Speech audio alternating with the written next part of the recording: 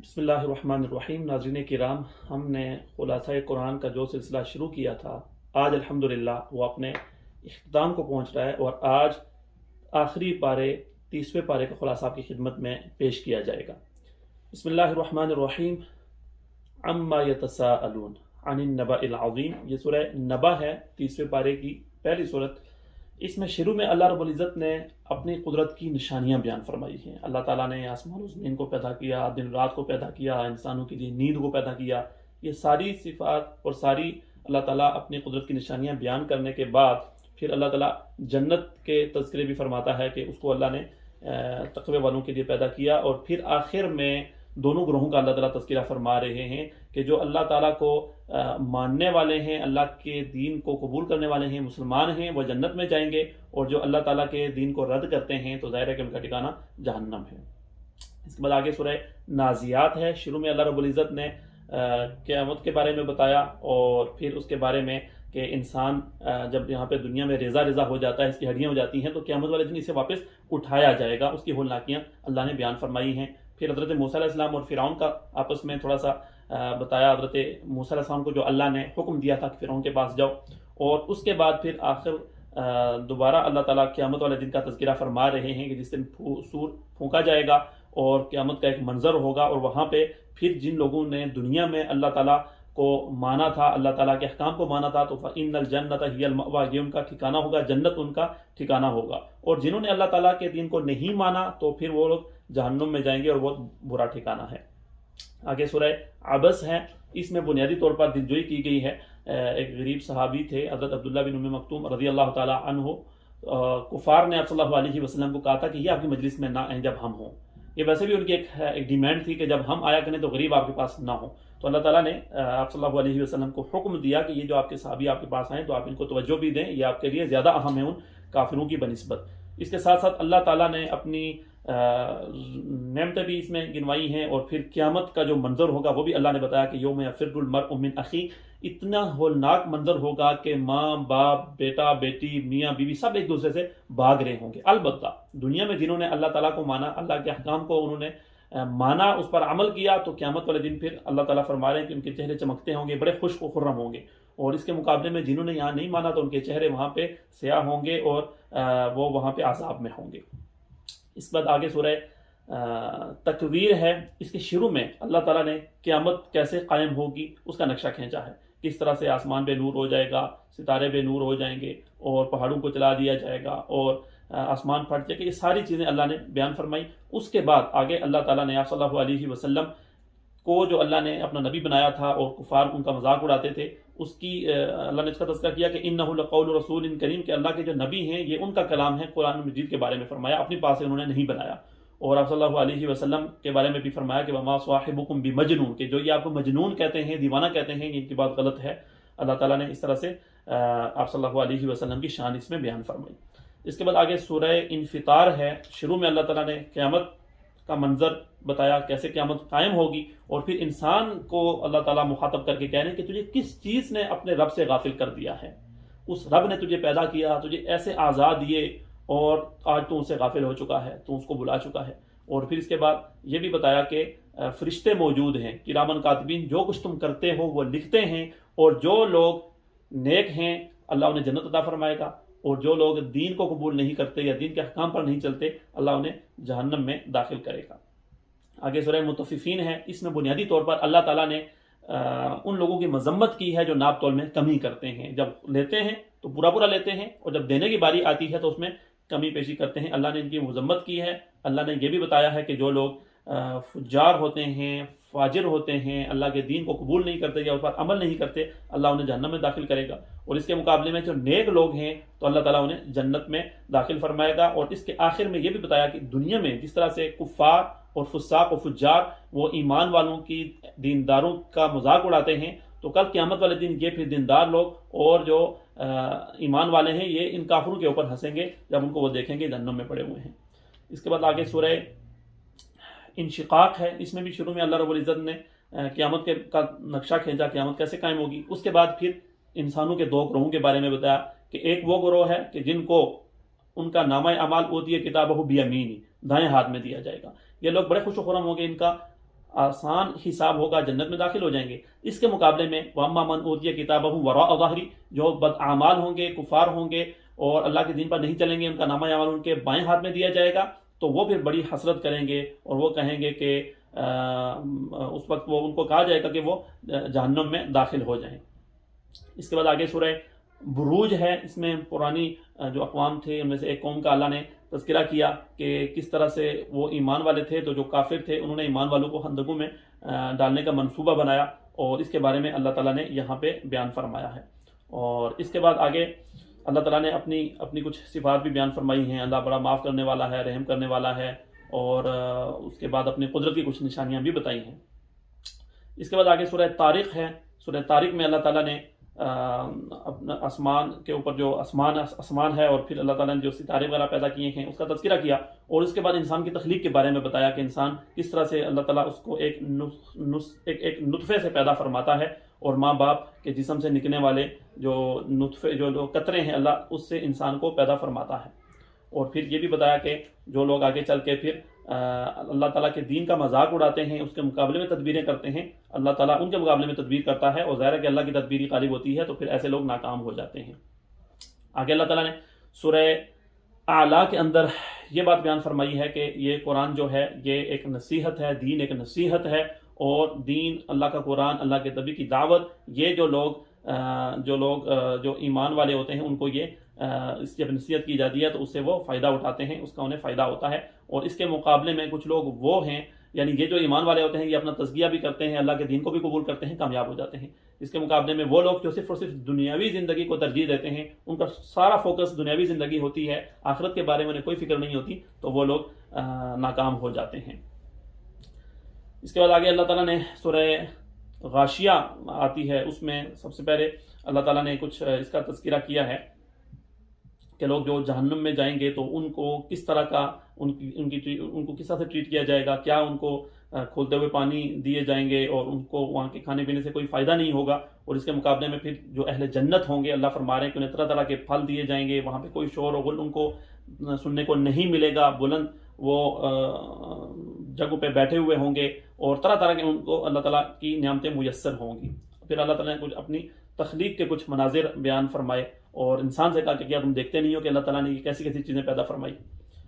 اس کے بعد آگے سورہ فجر ہے، اور شروع میں اللہ تعالیٰ نے فجر کا اور رات کا تذکرہ کیا، جب انسان اس میں اٹھتا ہے، اللہ کو یاد کرتا ہے، نمازیں پڑھتا ہے۔ اور اس کے بعد آگے اللہ تعالیٰ نے قوم عاد کا تذکرہ کیا اور دیگر اقوام کا تذکرہ کیا جنہیں اللہ نے پیدا کیا، اور ان کو اللہ نے بڑی قوت اور طاقت دی تھی، پھر اللہ تعالیٰ کی بات کو نہیں مانا انہوں نے، تو ان کا پھر کیا حشر ہوا۔ انسان کے بارے میں فرمایا اللہ تعالیٰ نے کہ جب فَأَمَّا الْإِنسَانُ إِذَا مَا ابْتَلَاهُ رَبُّهُ فَأَكْرَمَهُ وَنَعَّمَهُ، جب نعمتیں ملتی ہیں پھر تو کہتا ہے اللہ نے کرم کر دیا، لیکن جب اس کے وہ کوئی آزمائش آتی ہے، اللہ ان سے کچھ نعمتیں چھین لیتا ہے، تو پھر کہتا ہے میرے رب نے تو مجھے بڑا رسوا کر دیا۔ اور اس کے بعد آخر میں اس کے اللہ تعالیٰ فرما رہے ہیں قیامت کا کچھ اللہ تعالیٰ نے نقشہ کھینچا کہ وہ کیسے ہوگی، اور پھر فرمایا کہ بڑا جو ایمان والوں کو ایک اعزاز ملے گا کہ اللہ تعالیٰ ان سے کہے گا کہ ارجعی الی ربک راضیۃ مرضیہ فادخلی فی عبادی وادخلی جنتی، اللہ تعالیٰ ان کو کہے گا کہ جنت میں داخل ہو جاؤ۔ اس کے بعد آگے سورہ بلد ہے، اس میں بنیادی طور پر اللہ تعالیٰ نے یہ بتایا ہے کہ انسان یہ سمجھتا ہے کہ جو اللہ تعالیٰ نے اس کو مال دیا ہے شاید وہ ہمیشہ اس کے پاس رہے گا، یا جو اللہ اسے فرصت دیتے ہیں، اللہ تعالیٰ اس کو ڈیل دیتے ہیں، وہ سمجھتا ہے کہ اسے پوچھنے والا نہیں ہے۔ ایسا نہیں ہے، اس کے اعمال کا حساب ہوگا، اور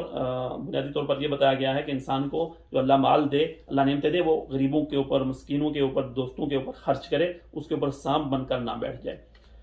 اس کے بعد آگے سورہ شمس ہے، اس میں بنیادی طور پر اللہ تعالیٰ نے شروع میں اپنی قدرت کے مناظر اور اپنی تخلیق کی چیزوں کے بارے میں فرمایا، سورج کے بارے میں، چاند کے بارے میں، دن رات کے بارے میں، آسمان کے بارے میں، زمین کے بارے میں، کہ یہ اللہ نے پیدا کی ہیں۔ اس کے بعد اللہ تعالیٰ فرما رہے ہیں کہ کامیاب وہ شخص ہے جو اپنا تزکیہ کر لے۔ اللہ نے انسان کے اندر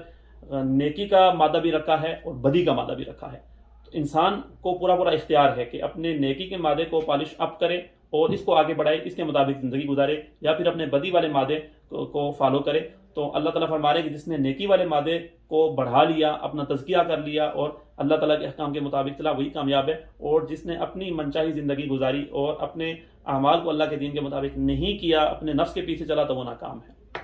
اس کے بعد آگے سورہ لیل ہے، اس میں بھی اللہ تعالیٰ اپنی قدرت کی نشانیاں بیان فرماتے ہیں، اور پھر اللہ تعالیٰ فرما رہے ہیں جو اللہ تعالیٰ سے ڈرتے ہیں اور نیک اعمال کرتے ہیں اللہ تعالیٰ ان کے لیے آسانیاں پیدا کر دیتا ہے، نیک کام ان کے لیے آسان کر دیتا ہے۔ اس کے مقابلے میں جو بخل سے کام لیتے ہیں، اللہ تعالیٰ کے دین کو اگنور کر دیتے ہیں، اللہ تعالیٰ کے دین کو جھٹلاتے ہیں، تو ان کے لیے اللہ تعالیٰ مشکلات پیدا فرما دیتے ہیں۔ آگے اللہ تعالیٰ نے سورہ ضحیٰ میں آپ صلی اللہ علیہ وسلم کا تذکرہ کیا اور آپ صلی اللہ علیہ وسلم کا حوصلہ باندھا، اور اللہ تعالیٰ کو اپنے پیارے نبی صلی اللہ علیہ وسلم کو تسلی دے رہے ہیں، اور اس صورت کے بارے میں کہا جاتا ہے کہ یہ ڈپریشن کا بہترین علاج ہے۔ جس شخص کو ڈپریشن ہو، جس کو انگزائٹی ٹینشن ہو، وہ اس صورت کو پڑھے، اس کے معنی و مفہوم کے اوپر فکر کرے، غور کرے، اللہ تعالیٰ اس کو اس مرض سے نجات عطا فرما دیں گے۔ اس کے بعد آگے سورہ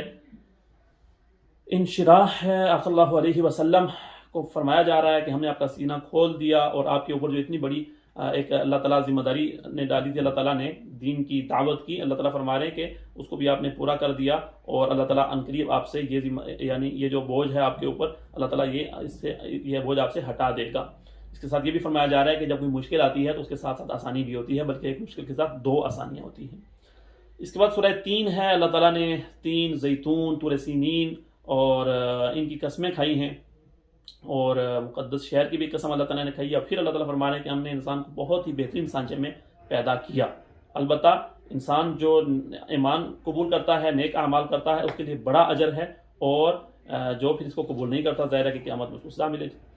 اس کے بعد آگے سورہ علق ہے، اور یہ وہ صورت ہے جس کی ابتدائی صورتیں سب سے پہلے نازل ہوئی تھی آپ صلی اللہ علیہ وسلم پر۔ اقرا بسم ربک الذی خلق سے لے کر 5ویں صورت تک اللہ تعالیٰ نے اس میں حکم دیا کہ آپ پڑھیے، اللہ کا نام لے کے پڑھیے، جس نے انسان کو پیدا کیا جمے ہوئے خون سے۔ اس کے بعد آگے ابو جہل جو آپ صلی اللہ علیہ وسلم کے کاموں میں رکاوٹ ڈالتا تھا، اس کا اللہ نے تذکرہ کیا اور اس کی ایک طرح سے مذمت فرمائی۔ اس کے بعد آگے سورہ قدر ہے، اور سورہ قدر میں بنیادی طور پر اللہ تعالیٰ یہ فرما رہے ہیں کہ قرآن مجید کو اللہ تعالیٰ نے لوح محفوظ سے آسمان دنیا پر اس رات میں لیلۃ القدر میں اللہ تعالیٰ نے نازل فرمایا تھا، اور اس کی پھر اللہ نے فضیلت بھی بیان فرمائی کہ یہ ایک رات 1000 مہینوں سے بہتر ہے، اور اس میں ہمیں اللہ تعالیٰ کی زیادہ سے زیادہ عبادت کرنی چاہیے، اللہ تعالیٰ سے رجوع کرنا چاہیے۔ آگے سورہ بینہ ہے، سورہ بینہ میں بنیادی طور پر یہ بتایا جا رہا ہے کہ آپ صلی اللہ علیہ وسلم جب آگے قرآن لے کے آگے، آپ دعوت لے کے آگے، تو اب صورتحال بالکل واضح ہے، انسانوں کے سامنے صورتحال واضح ہے۔ اب دو گروہ بن جاتے ہیں، کچھ آپ کی دعوت کو قبول کرتے ہیں تو ان کے بارے میں فرمایا کہ یہ بہت اچھے لوگ ہیں، جنت میں جائیں گے، اور کچھ وہ لوگ ہیں جو کفر اختیار کرتے ہیں تو ان کے بارے میں فرمایا کہ یہ شر البریہ ہیں، یہ جہنم میں جائیں گے۔ اس کے بعد آگے سورہ زلزال ہے، قیامت کی ہولناکی اس میں بتائی جا رہی ہے، قیامت میں کیا ہوگا، ایک زلزلہ ہوگا، زمین ہلائی جائے گی، زمین اپنے بوجھ کو، اس کے اندر جو مردے ہیں وہ سب کو باہر نکال دے گی، اور پھر وہاں پہ جس نے جو کام اس دنیا میں کیا اس کو اس کا نتیجہ سامنے آ جائے گا، اس کو وہ دیکھ لے گا۔ آگے سورہ عادیات ہے، اس میں انسان کی ناشکری بتائی جا رہی ہے کہ، اور سب سے پہلے گھوڑوں کا تذکرہ اللہ نے کیا کہ وہ کتنے وفادار ہوتے ہیں اپنے مالکوں کے، کہ ان کے حکم پہ آگ میں کود جاتے ہیں۔ اس کے مقابلے میں انسان ہے یہ بڑا ناشکرا ہے اور مال کا حریص ہے، لیکن اللہ تعالیٰ کا اتنا شکر ادا نہیں کرتا جتنا اسے کرنا چاہیے۔ آگے سورہ قاریہ ہے، یہ بھی قیامت کی ہولناکی بتاتی ہے، قیامت کیسے ہوگی۔ اللہ فرما رہے ہیں کہ اس دن کیا ہوگا، کہ اس دن جو پہاڑ ہوں گے وہ روئی کی طرح اڑ رہے ہوں گے، اور اس کے بارے میں پھر فرمایا کہ جو لوگ نیک ہوں گے، جن کے اعمال نیک زیادہ ہوں گے، وَهُوَ فِي عِيشَةٍ رَاضِيَةٍ، وہ عیش و عشرت میں ہوں گے، لیکن جن کے اعمال نیک کم ہوں گے تو پھر وہ بڑی ہولناکی میں، بڑی جہنم میں ہوں گے۔ اس کے بعد آگے سورہ تکاثر ہے، بنیادی طور پر اس میں بتایا جا رہا ہے کہ انسان کی غفلت، کہ انسان کو مال کے جمع کرنے کی فکر لگی رہتی ہے، زیادہ اولاد ہو جائے، زیادہ مال ہو جائے، ان چیزوں میں پڑا رہتا ہے یہاں تک کہ اس کو موت آ جاتی ہے اور پھر وہ قبر میں پہنچ جاتا ہے۔ اس کے بعد سورہ عصر ہے، جس میں فرمایا گیا کہ انسان بنیادی طور پر تو زیادہ تر انسان وہ خسارے میں ہی رہتا ہے، لیکن جو لوگ ایمان کو قبول کر لیتے ہیں، نیک اعمال کرتے ہیں، اللہ تعالیٰ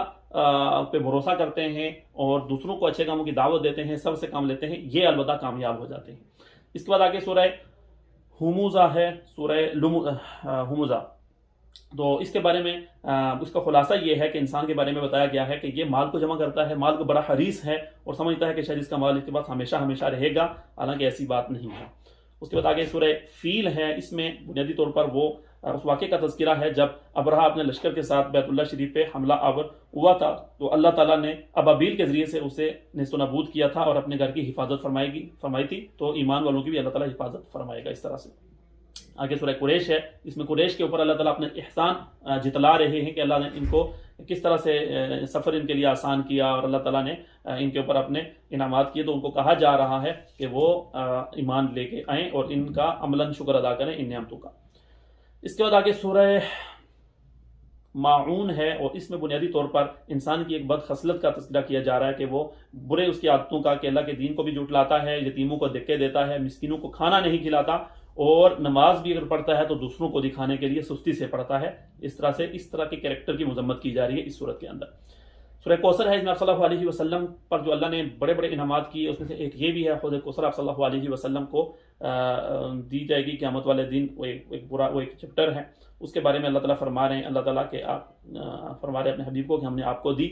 اور اس کے ساتھ ساتھ قربانی کا حکم دیا جا رہا ہے، نماز کا حکم دیا جا رہا ہے۔ آگے سورہ کافرون ہے، بنیادی طور پر اس میں کافر آپ صلی اللہ علیہ وسلم کو کہتے تھے کہ ایک سال آپ ہمارے معبودوں کی عبادت کریں، ایک سال ہم آپ کی کریں گے، تو اس میں بنیادی طور پر کہا جا رہا ہے کہ آپ ان کو کہہ دیں کہ میں اپنے معبود کی ہی عبادت کروں گا، اللہ کی ہی عبادت کروں گا ہمیشہ ہمیشہ کے لیے۔ تمہارا جی چاہتا ہے اگر اپنے معبودوں کی عبادت کرنے کا اور تم اسی پہ اٹکے ہوئے ہو تو ٹھیک ہے، تم ادھر اپنا کام کرتے رہو، لکم دینکم ولی دین، تمہارا کام تم جانو، ہمارا کام ہم جانیں۔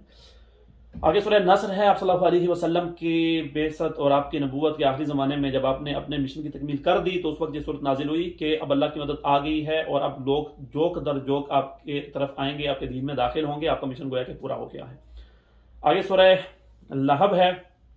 اور اس میں یہ آپ کا چچا تھا ابو لہب، آپ کا پڑوسی بھی تھا، بہت آپ کو ستاتا تھا، اس کی بیوی آپ کو ستاتی تھی، تو اس میں کہا جا رہا ہے کہ عنقریب ان لوگوں کے ہاتھ پاؤں ٹوٹ جائیں گے، یہ لوگ نامراد ہوں گے، اور ان کو پھر آخرت میں بھی عذاب ملے گا، اور ان کے ساتھ پھر اسی طرح ہوا دنیا میں۔ آگے سورہ اخلاص ہے، اور اس میں بنیادی طور پر اللہ رب العزت کی توحید کا بیان ہے کہ اللہ ایک ہے، اللہ بے نیاز ہے، اس کی کوئی اولاد نہیں ہے، وہ کسی کا باپ نہیں ہے، اس کا کوئی ہمسر نہیں ہے، اس کے برابر کوئی نہیں ہے، صرف اور صرف اللہ کی توحید ہے اس میں۔ آگے سورہ فلق ہے، اس میں بنیادی طور پر جو اب صلی اللہ علیہ وسلم کو کہا جا رہا ہے اور پھر امت کو بھی بتایا جا رہا ہے کہ کچھ جو انسان کی ذات سے باہر کی چیزیں ہوتی ہیں، جو انسان کے لیے نقصان دہ ہوتی ہیں، تو ان سے انسان اللہ تعالیٰ ہمیشہ پناہ مانگتا رہے، اللہ تعالیٰ سے پناہ مانگتا رہے، جادو وغیرہ اس طرح کی چیزیں، حسد لوگوں کا، اس طرح کی چیزیں۔ اور اس کے بعد سورہ ناس ہے، اور اس میں چونکہ انسان کے اندر کی چیزیں جو انسان کے لیے نقصان دہ ہوتی ہیں، اس سے انسان کو پروٹیکشن دی جا رہی ہے کہ وہ اللہ تعالیٰ سے ہمیشہ اللہ تعالیٰ کی پناہ مانگتا رہے ان چیزوں سے، چونکہ انسان کے ساتھ جن بھی لگے ہوئے ہیں، شریر انسان جو اس کو نقصان پہنچاتے ہیں، اپنا نفس ہے، تو بتایا جا رہا ہے کہ انسان ہمیشہ سے ان چیزوں کی اللہ تعالیٰ کی پناہ مانگے ان چیزوں سے، کہ اللہ تعالیٰ ان سے انسان کو محفوظ رکھے۔ اس کے ساتھ ہی قرآن مجید کے خلاصے کا سلسلہ اپنے اختتام کو پہنچتا ہے۔ الحمدللہ ثم الحمدللہ، اللہ تعالیٰ سے دعا ہے اللہ تعالیٰ قرآن کو ہمارا دستور زندگی بنا دے، اور ہم اس کو ہمیشہ سے سیکھیں بھی اور اس پر عمل بھی کریں۔ آخر میں دعائے ختم قرآن ہے، اللہم آنس وحشتی فی قبری، اللہم ارحمنی بالقرآن العظیم واجعلہ لی اماما ونورا وہدی ورحمہ، اللہم ذکرنی منہ ما نسیت وعلمنی منہ ما جہلت وارزقنی تلاوتہ آناء اللیل وآناء النہار واجعلہ لی حجۃ یا رب العالمین۔ وآخر دعوانا ان الحمد للہ رب العالمین۔